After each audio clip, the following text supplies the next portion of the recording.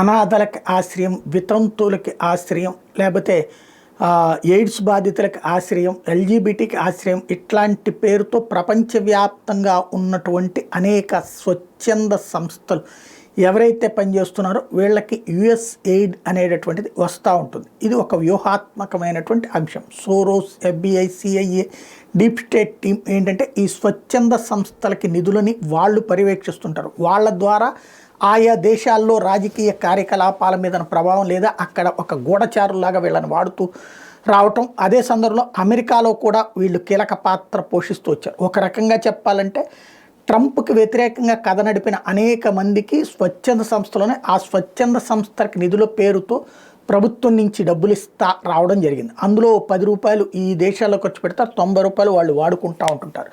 ఇదంతా కూడా ట్రంప్ మొదటి నుంచి కనిపెట్టినటువంటిది. ట్రంప్ యాక్షన్ తీసుకునేలోపు క్రిందసారి అధికారం నుంచి దిగిపోయాడు. ఈ దఫా అధికారంలోకి వచ్చాక ఈ 4 ఏళ్లలో ట్రంప్కి వ్యతిరేకంగా ప్రచారం చేసినటువంటి వాళ్ళు, ట్రంప్ని దెబ్బగొట్టాలనుకున్న వాళ్ళల్లో వీళ్ళు ఎక్కువగా ఉన్నారన్నట్టు కనిపెట్టి దాని మీద ముందు ఒక 90 రోజుల పాటు యుఎస్ఎయిడ్ ఇవ్వద్దు, అంటే ఆయా దేశాలకి ఆయా సంస్థలకి మీరు డబ్బులు పంపించద్దు అన్నటువంటి ఆదేశాలు ఇచ్చాడు. అయితే దాన్ని నిరాకరించినటువంటి పరిస్థితి.